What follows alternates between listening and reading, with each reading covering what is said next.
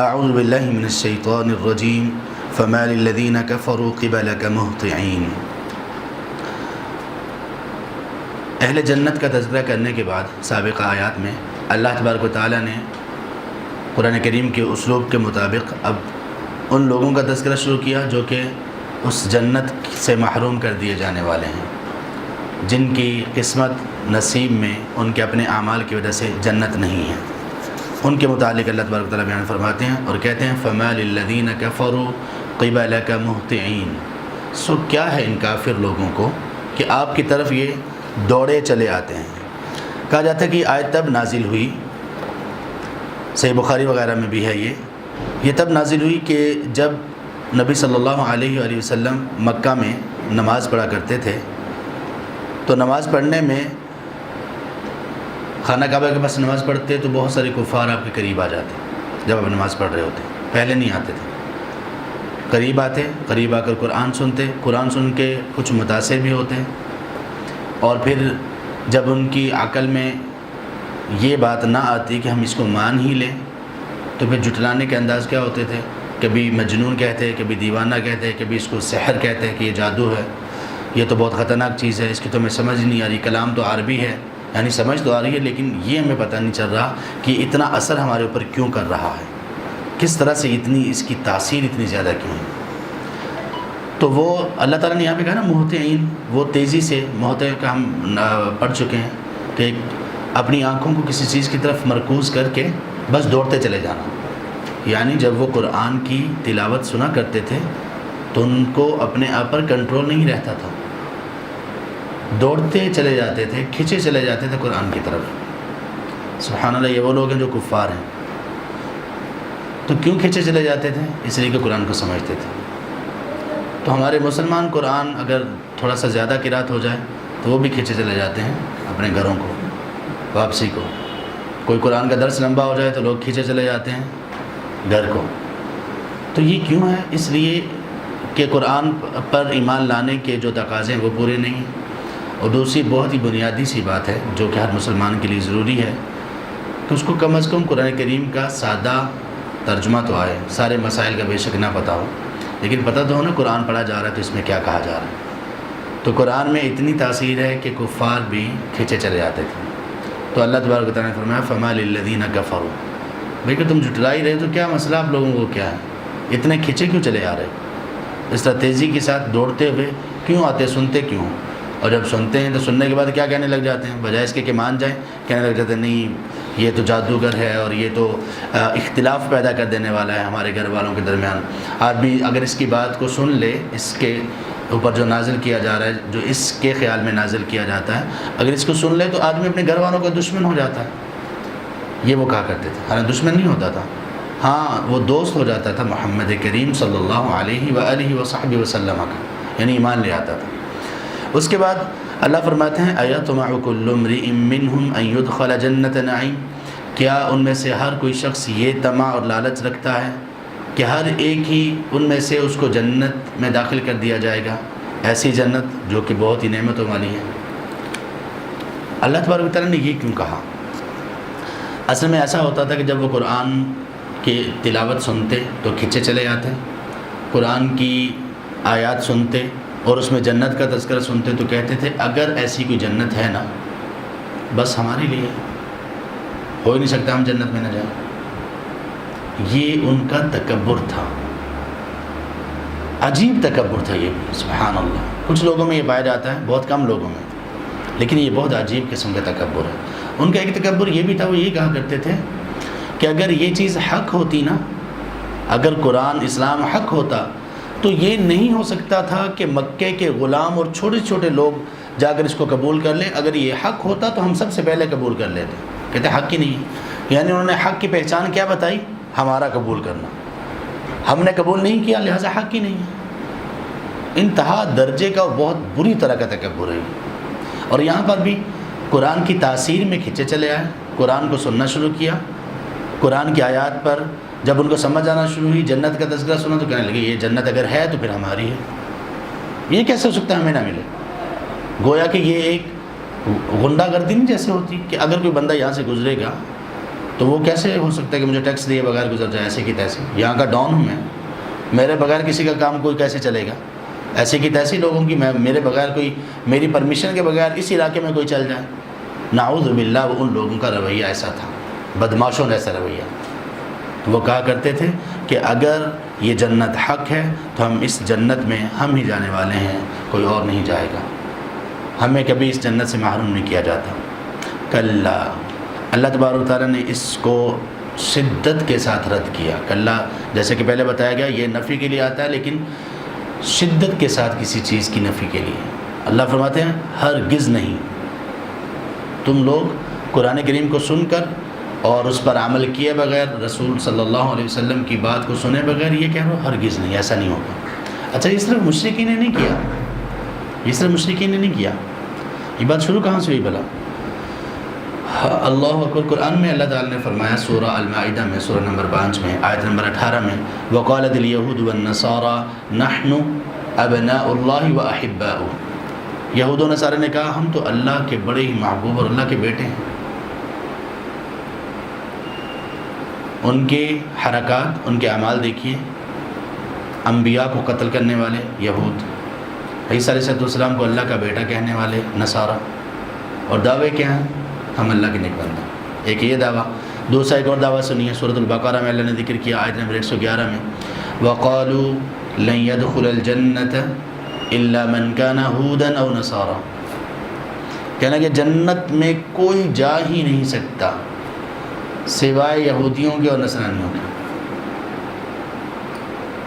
اچھا، یہ چیز پھر رکی نہیں، مشرکین مکہ تک بھی نہیں رکی، آج بھی چلتی آ رہی ہے۔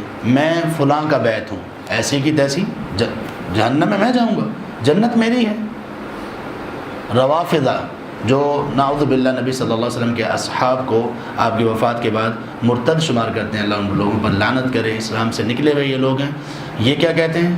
کہتے ہیں کہ ہمارے اماموں نے جنت کی قیمت ادا کی ہے اللہ کو، اللہ کو ایسے قیمت دی ہے جنت کی، اور جس کو چاہیں وہ جنت دے سکتے ہیں۔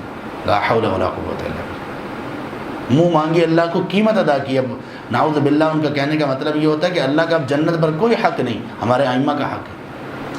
اسی پر بات نہیں رکی، پھر لوگوں نے یہ کہا کہ میں فلاں کا مرید ہوں، اور میرے پیر صاحب نے مجھے یہ کہا ہے کہ جب تم قبر میں جاؤ گے منکر نکیر آئیں گے، سوال پوچھیں گے، بس تم یہ کہنا کہ میں فلاں کا وہ ہوں، تو دیکھنا وہ فرشتے تم سے جان چھڑائیں گے۔ لا حول ولا قوت الا باللہ۔ یہ وہ لوگ ہیں جنہوں نے کلمہ پڑھ رکھا ہے۔ کیوں ایسا ہوا؟ سبب کیا تھا؟ دیکھیں ان لوگوں کی جہالت اور ان لوگوں کی جہالت میں فرق کیا ہے، شدید جہالت ہے یہ، یعنی ان لوگوں کے جرم میں فرق کیا ہے؟ وہ لوگ جانتے بوجھتے یہ باتیں کرتے تھے، ان لوگوں کو تو علم ہی نہیں ہے نا، ان لوگوں کو پتہ نہیں قرآن کیا کہتا ہے، رسول کیا کہتے ہیں۔ اب رسول صلی اللہ علیہ وسلم کی بات سنیے، مومن کی بات سنیے، سبحان اللہ، اللہ نے ہماری تربیت کیسے کی ہے۔ یہود و نصارہ کی تربیت دیکھ لی، مشرکین کی تربیت دیکھ لی، اللہ تعالیٰ نے ہماری تربیت کیسے کی ہے۔ ہماری تربیت ایسے کی ہے، والذین یدعون ربهم خوفا وطمعا، کہ مومن لوگ اپنے رب کو پکار رہے ہوتے ہیں، اللہ سے امید بھی ہوتی ہے جنت کی، لیکن ڈر بھی رہے ہوتے ہیں۔ نبی صلی اللہ علیہ وسلم نے تربیت کیسے کی؟ صحیح بخاری میں ہے، کہا یا فاطمہ بنت محمد سلینی من مالی ما شئت، دیکھو تم نے میرے مال میں سے کچھ مانگنا ہے، جو چاہتی ہو مانگ لو، لا اغنی عنک من اللہ شیئا، لیکن یہ یاد رکھو کہ اللہ کے ہاں میں تمہارے کسی کام نہیں آ سکوں گا۔ فرق دیکھیے اب، یہود و نصارہ، مشرکین، روافضہ اور یہ جو لوگ ہیں، ان کا فرق دیکھیے، اور نبی صلی اللہ علیہ وسلم کی باتیں دیکھیے۔ آپ صلی اللہ علیہ وسلم نے فرمایا، صحیح مسلم میں ہے، من بطأ به عمله لم يسرع به نسبه، جس بندے کو اس کے عمل نے جنت میں جانے سے لیٹ کر دیا، اس کا نسب نامہ، اس کا سید ہونا، اس کا انبیاء کی اولاد سے ہونا، اس کا شہید کا باپ ہونا یا شہید کا بیٹا ہونا، یہ چیزیں اس کو جنت میں جلدی نہیں لے کے جا سکیں اگر عمل کی وجہ سے پیچھے رہ گئے تو یہاں پہ کس چیز پر فوکس ہے؟ عمل پر۔ ان لوگوں کا کس چیز پر ہے؟ شخصیات پر۔ یہ شخصیت پرستی تھی جس نے ان لوگوں کو بھی مار دیا، ہلاک کر دیا، اور آج بھی اسی شخصیت پرستی نے لوگوں کو ہلاک کر دیا۔ تو اللہ فرماتے ہیں کہ اللہ تبارک و تعالیٰ نے بہت سختی کے ساتھ اس کو رد کیا کہ تم لوگ یہ جو سمجھتے ہو کہ تم سارے جنت میں چلے جاؤ گے، اگر جنت ہے تو ہم ہی جنت کے حقدار ہیں، ایسا نہیں ہوگا۔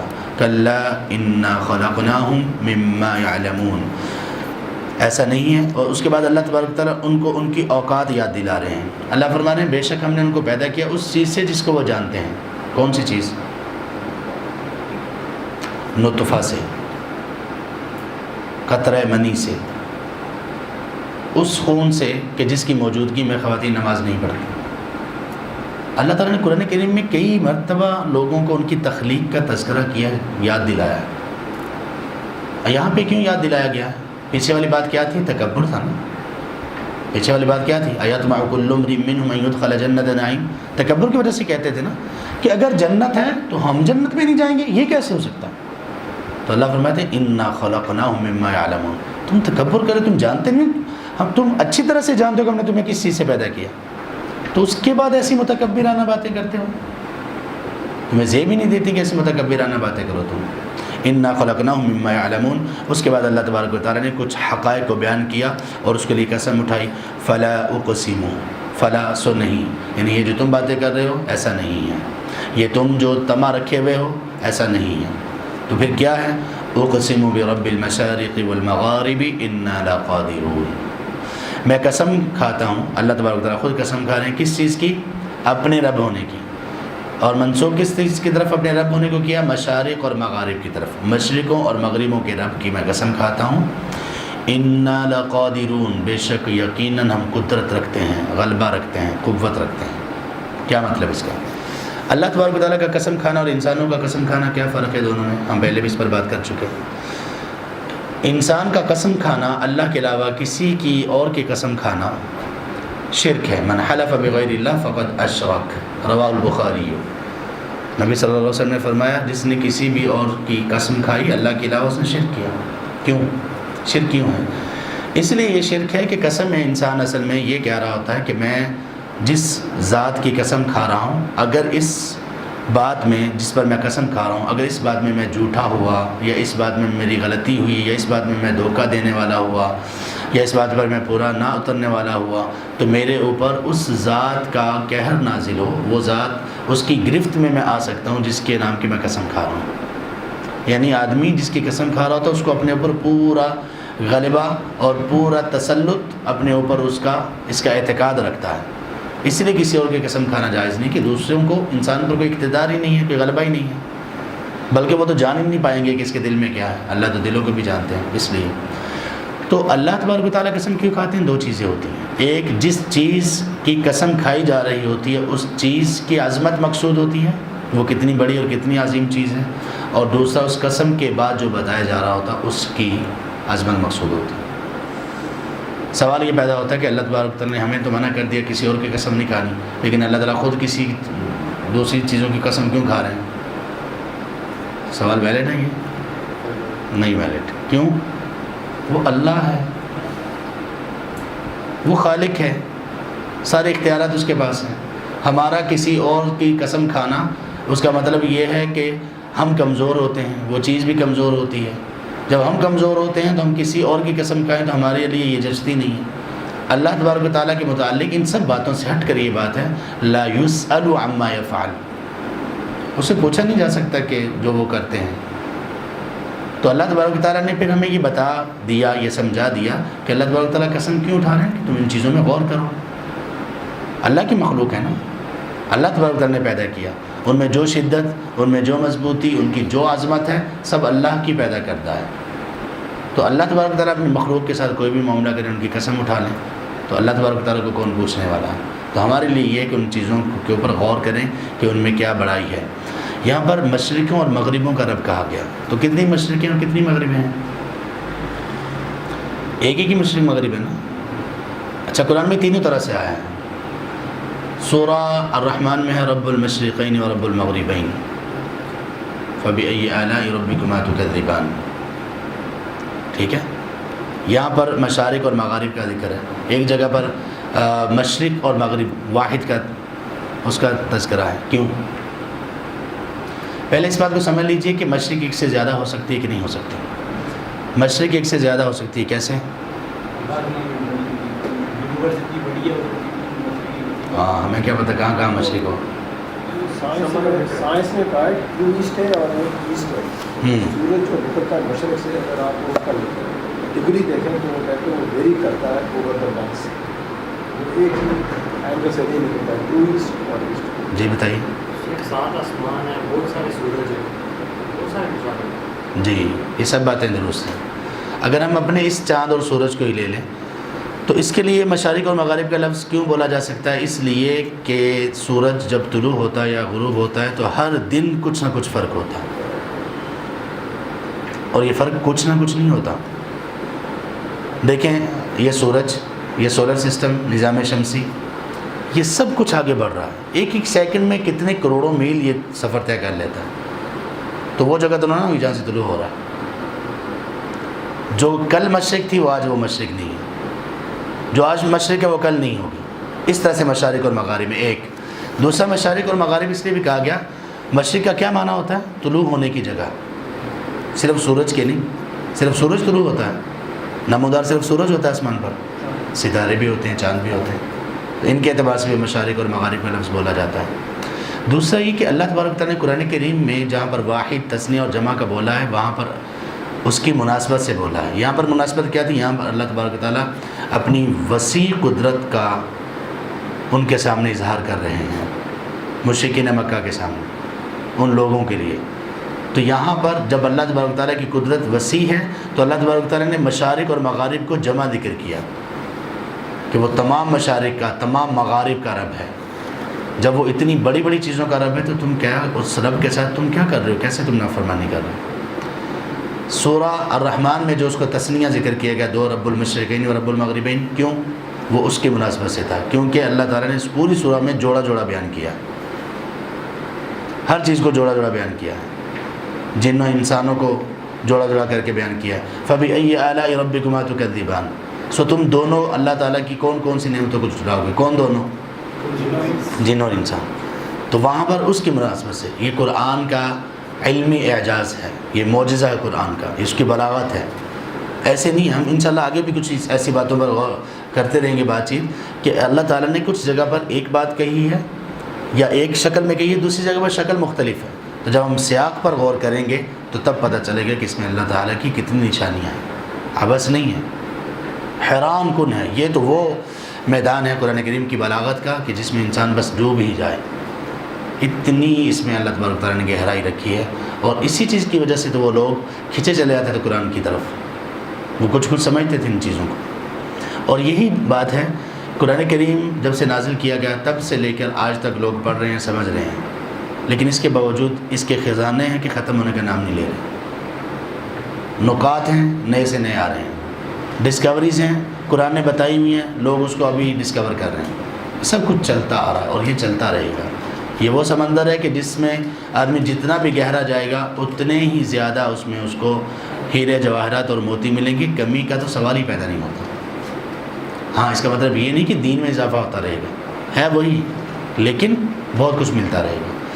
لوگوں نے آج جو اسٹرونومرز جو ہیں، جو ماہر فلکیات ہیں، ان لوگوں نے جو اس کائنات کو جتنا اب تک آبزرو کیا ہے، جتنا اس کو معلوم کیا ہے، ان کے خیال میں جتنی یہ کائنات ہے اور اس کا جو احوال ہے، جیسے اس میں نظام شمسی ہیں، ٹریلین بلینز کی تعداد میں، کھربوں اربوں خربوں کی تعداد میں، گلیکسیز ہیں اربوں خربوں کی تعداد میں، اور بہت آگے تک یہ سلسلہ جاتا ہے. ان تمام چیزوں کو جو انہوں نے بیان کیا نا، اللہ نے قرآن میں ان تمام چیزوں کو صرف ایک لفظ میں بیان کیا. یہ تمام اب تک کی جو ماہر فلکیات کی جتنی بھی ایڈوانسمنٹ ہے اور جتنا بھی ان کے آبزرویشن ہے، اللہ نے صرف اس کو ایک لفظ میں بیان کیا. سورہ داریات کے آیت نمبر غالباً 7 ہے، وَالسَّمَاءِ ذَاتِ الْحُبُكِ. آسمانوں کی قسم جو حبک والا ہے. حبک کی آپ تفسیر پڑھیں تو آپ کو پتہ چلے گا کہ جو اسٹرونومرز نے آج کہا وہ حبک کے ایک لفظ میں سارا کچھ بند ہے، اور اس سے کہیں زیادہ اس میں گہرائی. تو اس لیے اللہ تبارک تعالیٰ نے مشارق و مغارب کا ذکر کیا. مشارق اور مغارب کی اہمیت انسانوں کے لیے، سورج کا طلوع ہونا، غروب ہونا، اسی طرح ستاروں کا طلوع ہونا، غروب ہونا، اور باقی جو تمام نظام چل رہے ہیں وہ اسی کے ساتھ ہیں. اگر یہ مشرق سے سورج طلوع ہو رہا ہے، اگر اس کی بجائے مغرب سے طلوع ہو جائے تو ختم. اس سے اہمیت اس کی واضح ہوئی. تو آگے اس کے بعد دوسری چیز کیا ہے اللہ تعالیٰ کے قسم کھانے میں جس کی اہمیت واضح کرنا مقصود ہوتا ہے وہ یہ کہ اس قسم کے بعد کیا کہا جا رہا ہے انا لقادرون، بے شک یقیناً ہم قدرت رکھتے ہیں. کیا مطلب کہ کچھ خیال کرو کس اللہ کے سامنے ایسی باتیں کر رہے ہو کہ جنت ہے تو ہم پہلے جائیں گے. اب آگے اللہ تبارک تعالیٰ یہ فرما رہے ہیں کہ ہم قدرت کیا رکھتے ہیں علی ان نبدل خیرا منہم وما نحن بمسبوقین، ہم اس بات کی قدرت رکھتے ہیں کہ ہم تبدیل کر دیں بہتر لوگوں کو ان کے ساتھ، یعنی یہ جو مشرکین مکہ ہیں ان کو لے جائیں ختم کر دیں اور ان کی جگہ پر بہترین ان سے بہترین لوگ لے آئیں. ہم اس کی قدرت رکھتے ہیں. یہ کیسے ہو سکتا ہے؟ اللہ تعالیٰ ایک ہی مرتبہ سب کو ہلاک کر دے، یا پھر یہ کہ یہ جاتے رہیں ان کی اپنی اولاد وہ ان سے بہتر ہو جائے، یعنی مسلمان ہو جائے. اور یہ سب کچھ ہوا. اللہ نے اسی وقت ان کو ہلاک کیوں نہیں کیا؟ اس لیے کہ محمد کریم صلی اللہ علیہ وسلم موجود تھے. وما نحن بمسبوقین، اور ہم سے کوئی سبقت نہیں لے جا سکتا، یعنی ہم عاجز نہیں ہیں. اگر ہم یہ چاہیں کہ تمہیں بدل دیں تمہاری جگہ پر اچھے لوگ لے آئیں تو ہمیں کوئی منع نہیں کر سکتا، کوئی نہیں روک سکتا، کوئی عاجز نہیں کر سکتا. ہم یہ کر سکتے ہیں. فَذَرْهُمْ يَخُوضُوا وَيَلْعَبُوا حَتَّى يُلَاقُوا يَوْمَهُمُ الَّذِي يُوعَدُونَ. سو اے پیغمبر صلی اللہ علیہ وسلم اب ان کو چھوڑ دیجیے. کیوں چھوڑ دیجیے؟ اللہ تعالیٰ نے دھمکی دی، وارننگ دی، اس کے بعد کیا چھوڑ دیجیے؟ کس چیز میں؟ يَخُوضُوا وَيَلْعَبُوا، فضول کی بحثیں کرتے رہنے دیجیے، ان کو فضول کی باتیں کرتے رہنے دیجیے. یلعبوا، کھیلنے دیجیے، تماشا کر رہے ہیں، مذاق اڑا رہے ہیں، آیات کا مذاق اڑا رہے ہیں. اب ان کو چھوڑ دیجیے.